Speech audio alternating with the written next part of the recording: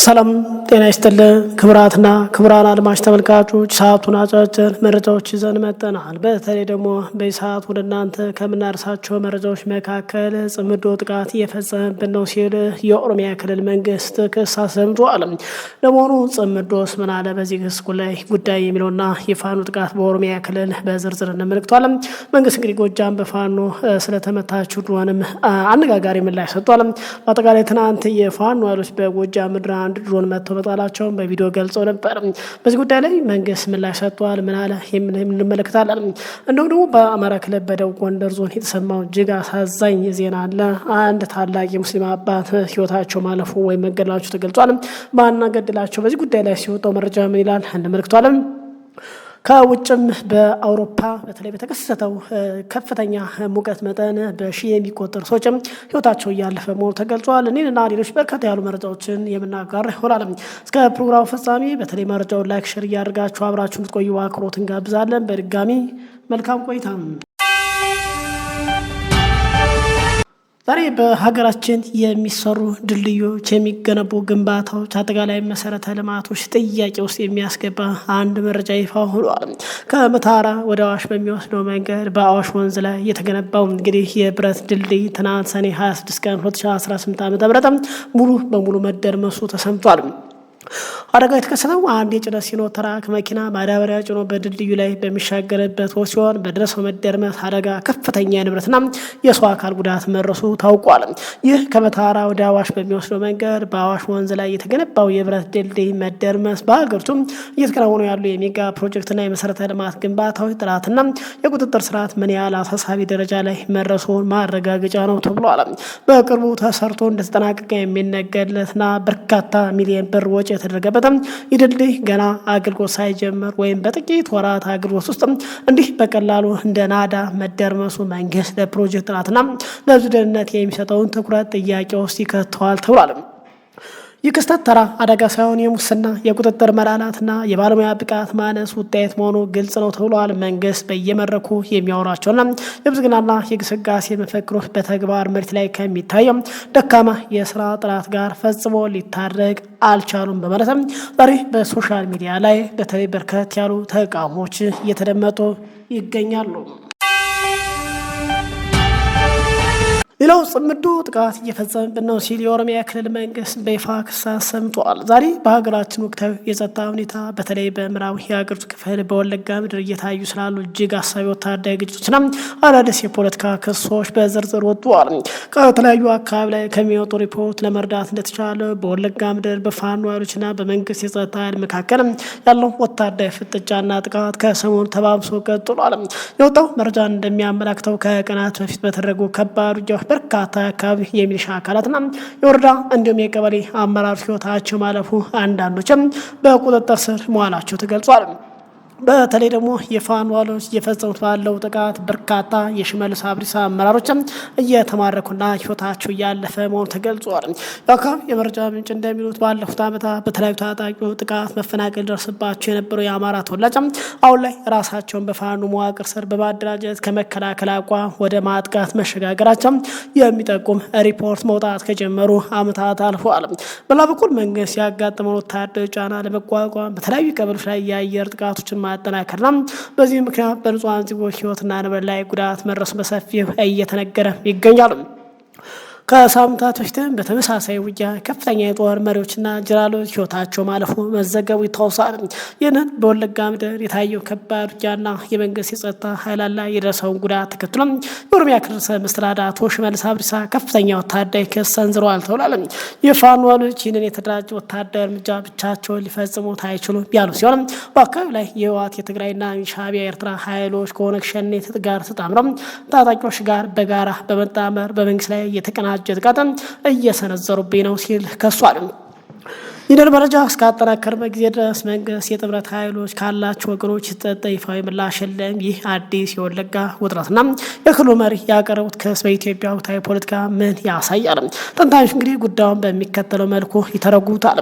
ቀደም ሲል በምዕራብ ኦሮሚያ ወለጋ የነበረው ግጭት በዋናነት በመንግስትና በኦነግ ሸኔ መካከል የነበረ ቢሆንም አሁን ላይ የፋኖ በአካባቢ በስፋት መንቀሳቀስ መጀመራቸው የግጭቱን መልክ ሙሉ በሙሉ ቀይሮታል ተብሏል። ይህ የሚያሳየው የአማራ ክልል አለመረጋጋት ወደ ጎረቤት ክልሎችም እየተሻገረ መምጣቱ ነው። አቶ ሽመልስ አብዲሳ የኤርትራና ህወሓት ኃይል በጋራ መክሰሳቸው በሀገሪቱም የዲፕሎማሲና የውስጥ ፖለቲካ ሽኩቻ ላይ አዲስ ምዕራፍ ሊከፍት ይችላል ተብሏል። አንዳንድ ተንታኞች እንደሚሉት መንግስት ያጋጠሙት ውስጣዊ ጸጥታ ድክመቶች ከተለያዩ የውጭና የውስጥ ታጣቂዎች ኃይላት ስትራቴጂያዊ ጥምረት ጋር በማየትም የፖለቲካ ትርክት ለመፍጠር የፈለገበት አካሄድ ሊሆን ይችላል ብሏል። በአጠቃላይ በወለጋ ምድር እየቀጠለ ያለው ግጭት የንጹሃን ዜጎች ህይወት መጥፋት በአስቸኳይ ሊቆም የሚገባም ዘላቂ የሰላም መፍትሄ የሚሻ ጉዳይ ነው ተብሏል። የወታደራዊ ኃይል አማራጭ ሀገሪቱ ወደ ባሰ ቀውስ ውስጥ ከማስገባቱ ዘላቂ መረጋጋትን እንደማያመጣም ብዙዎቹ እያሳሰቡ ቀጥሏል። መንግስት ጎጃም በፋኖ ስለተመታችው ድሮን ምላሽ ሰጥቷል። በአማራ ክልል በመንግስት ኃይሎችና በፋኖ ታጣቂ መካከል ያለው ግጭት በቴክኖሎጂና በድሮን የታገዘ ጥቃት መልክ እየያዘ መምጣቱ ይነገራል። ይሁን እንጂ ውጊያው ከተጀመረ ጊዜ አንስቶ በመንግስት በኩል ከፍተኛ መዋለ ንዋይ የወጣባቸው በሚሊዮን የሚቆጠሩ ዶላሮች የሚያወጡ ወደ 4 የሚጠጉ ድሮኖች በቴክኒክ ችግር ይሆን በተኩስ ምክንያት መከስከሳቸው ተደጋጋሚ ሲዘገብ ቆይቷል። ትናንት በጎጃም መስመር የፋኖ አመራሮች ኢላማ አድርጋ ዝቅ ብላ ስትበር የነበረች የመንግስት ድሮን በፋኖ ታጣቂ የዲሽቃ ተኩስ ተመታ መውደቋንም የፋኖ ክንፎች በቪዲዮ ጭምር አስደግፈው በይፋ መግለጻቸው ይታወሳል። ይህ መረጃ በማህበራዊ ሚዲያ ላይ ከፍተኛ መነጋገሪያ ሆኖ ሰንብቷል። ይህንን የፋኖን መግለጫ ተከትሎ ከመንግስት በኩል የተሰጠ ምላሽ ግን ፍጹም የተለየ ነው። የመንግስት ኮሚኒኬሽን አጠቃላይ የጦር ኃይሎች በሰጡት ማብራሪያ የተመታ ሆነ የተከሰከሰ የጦር ድሮን የለም፣ የተሰራጨ መረጃ ሙሉ የውሸት ፕሮፓጋንዳ በማለት አጣጥለውታል። የአየር ላይ ጥቃቶችና የድሮን አጠቃቀም በግጭት ውስጥ ያለውን የኃይል ሚዛን ለመቀየር ታስቦ የሚደረግ ቢሆን በየቀኑ የሚወጡ መረጃዎች ግን በሁለቱም ወገን ከፍተኛ የፕሮፓጋንዳ ጦርነት መኖሩን ያሳያል ተብሏል። በዚህም በጦርነት ምክንያት የሚደርሰው የንጹሃን ዜጎች ጉዳትና የንብረት ውድመት ግን አሁንም የአካባቢ ነዋሪዎች ስጋት ሆኖ ቀጥሏል ተብሏል። ዛሬ በአማራ ክልል ደቡብ ጎንደር ዞን የተሰማው እጅግ አሳዛኝና አሳሳቢ ዜናም ተሰምጧል። ማህበረሰቡን በበጎ ተግባራቸው በሃይማኖት አስተምሯቸው ሲያገለግሉ የነበሩ ታላቁ የሃይማኖት አባ ሼህ አብዱላ ሙሐመድ በመኖሪያ ቤታቸው በግፍ መገደላቸው ተሰማ። በደቡብ ጎንደር ዞን ደንቢያ ወረዳ ጨዋይት ቀበሌ ውስጥ ማህበረሰቡን በዲን ሲያንጹ የነበሩ ታላቅ የሃይማኖት አባ ሼህ አብዱላ ሙሐመድ ሰኔ 22 ቀን 2018 ዓ.ም ከሌሊቱ 6 ሰዓት ላይ በመኖሪያ ቤታቸው ተገድለዋል ተብሏል። የሰባት ልጆች አባት የነበሩት እኛ አባት ለማህበረሰቡ በየጊዜው ሰደቃ በማውጣት ምስኪኖችን በመርዳትና በባህላዊ ሕክምና አገልግሎት የሚታወቁ በጎ ሰው እንደነበሩ ያትታል። በቅርቡ የ1447ኛው የሀጅ ስነ ስርዓት ተሳታፊ የነበረ መሆኑ ተገልጿል። ይህንን ግድያ ተከትሎ የቆላ ድባ የጨዋይት ሙስሊም ማህበረሰብ በነቂስ አደባባይ መውጣት ድርጊቱን በጽኑ ያወገዘ ሲሆን ወንጀለኞች በአስቸኳይ ለህግ እንዲቀርቡ ጠይቋል ተብሏል። የጥቃት ከመፈጸሙ ከ3 ቀናት በፊት በአዊ ብሔረሰብ ዞን ዳንግላ ከተማ የውጥባ መስጊድ ኢማም ሼህ ሶፊያን አደም በግፍ መገደላቸው ይታወሳል። በዚህም እንግዲህ በአማራ ክልል በ3 ቀናት ልዩነት ውስጥ ብቻ 2 ታዋቂ ሃይማኖት አባቶችና እንዲሁም ባለሀብቶችም ህይወታቸው አልፏል ተብሏል። የአሮት ሚዲያ መረጃ ጠቅሰው ታዛቢዎች እንደሚሉት ባለፉት ዓመታት በኦሮሚያ አርሲና ጅማ የኦርቶዶክስ ተዋሕዶ አማኝ ላይ ይፈጸም የነበረ ጥቃቶች ተከትሎ አሁን ደግሞ በአማራ ክልል የሙስሊም አባቶች ኢላማ መደረጋቸው ማህበረሰቡን ለከፍተኛ ስጋትና ድንጋጤ ዳርጓል። ብዙዎቹ ድርጅቱን በሀገሪቱ የሃይማኖት ግጭት ለመቀስቀስ ሆን ተብሎ የሚደረግ ሴራ እንደሆነም ይገልጻሉ። ታዛቢዎች የሰብአዊ መብት ተሟጋች እንደሚሉት መሰል አሰቃቂ ግድያዎች በሚፈጸሙበት ወቅት በገለልተኛ አካል ፈጣን ምርመራ ተደርጎ መፍትሄ ከመስጠት ይልቅ የተለመዱ የተቋራሽ መግለጫዎችን ሲሰጡ ይታያል።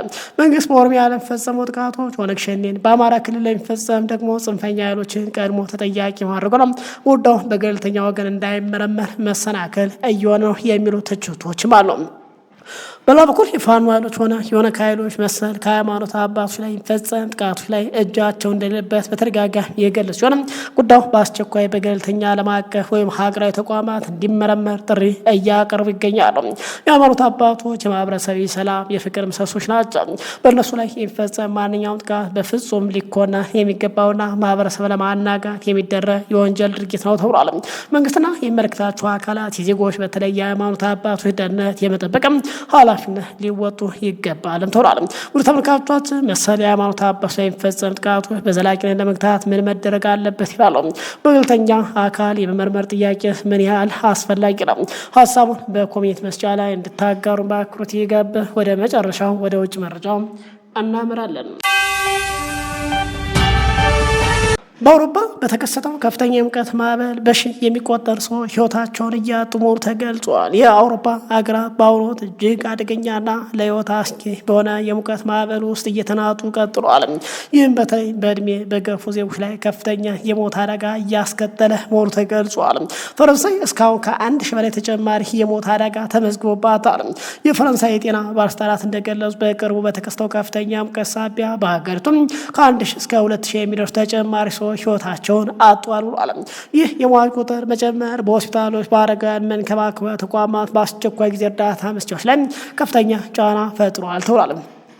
አብዛኛው ሰለባዎች እድሜያቸው 65ና ከዛ በላይ የሆኑ ወገኖች ሲሆኑ በቤታቸው ወይም በሕክምና ተቋማት ውስጥ እንዳሉ ነው ህይወታቸው ያለፈ። ይህ አስከፊ የሙቀት ማዕበል ፈረንሳይን ብቻ ሳይሆን ሌሎችንም ሀገራት ክፉኛ መጥቷል። ቤልጅየም ከ1000 በላይ ተጨማሪ የሞት አደጋ ተመዝግቧል። ኔዘርላንድ እስከ ከፍተኛ ሙቀት ጋር ተያይዘ የሟች ቁጥር በከፍተኛ ሁኔታ እየጨመረ ነው ተብሏል። ስፔን ወደ 1000 የሚጠጉ የሙቀት ነክ የሞት አደጋ ሪፖርት ተደርጓል። ባለሙያዎች እንደሚገምቱት በመላ የአውሮፓ ቀጠና በዚህ የሙቀት ማዕበል ምክንያት በሺህ የሚቆጠር ሰው ህይወታቸውን አጥተዋል። ለቀውሱ መንስኤ የሆነው አስከፊ የሙቀት መጠን የአየር ንብረት ተመራማሪዎች እንደገለጹት በብዙ አካባቢዎች የሙቀት መጠኑ ከ40 ዲግሪ ሴልሺየስ በላይ የጨመረ ሲሆን ይህም በቅርቡ ዓመታት ውስጥ ከተመዘገቡት አስከፊ የሙቀት ክስተቶች አንዱ ነው ተብሏል። የአየር ንብረት ለውጥ ለዚህ አይነቱ አደገኛ የሙቀት ማዕበል መደጋገምና መባባስ ዋነኛ መንስኤ እንደሆነ የጤና ባለሙያዎች ያስጠነቅቃሉ። ባለስልጣናት የሚያስተላልፉት አስቸኳይ ጥንቃቄ መልእክትም በአውሮፓ የሚገኙ የጤና ተቋማት ዜጎች የሚከተሉትን ጥንቃቄ እንዲያደርጉ እያሳስቡ ነው። በቂ ውሃ መለገስ ወይም መጠጣት፣ የፀሐይ ሙቀት በሚበረታበት ሰዓት በቀጥታ ለፀሐይ ብርሃን አለመጋለጥ፣ አረጋውያን ለጉዳት ተጋላጭ የሆኑ ሰዎችን በቅርበት መከታተልና መርዳት። ይህ መረጃ እንግዲህ እንደ ኤፒ ኒውስ እና ሮይተርስ ካሉ ታዋቂ ዓለም አቀፍ የዜና ወኪሎች ከተሰበሰቡ የመጀመሪያ ደረጃ መረጃዎች የተጠናከረ ሲሆን የሟች ቁጥር ግን ገና ወደፊት ሊጨምር እንደሚችልም ተገልጿል። ክቡራን አድማጭ ተመልካቾች ሰዓቱ መረጃ ይመስላል። ከሰዓታት በኋላ በሌላ አዳዲስ ወቅታዊ መረጃ እንገናኛለን። እስከዛው በያላችሁበት ሰላም ቆዩ።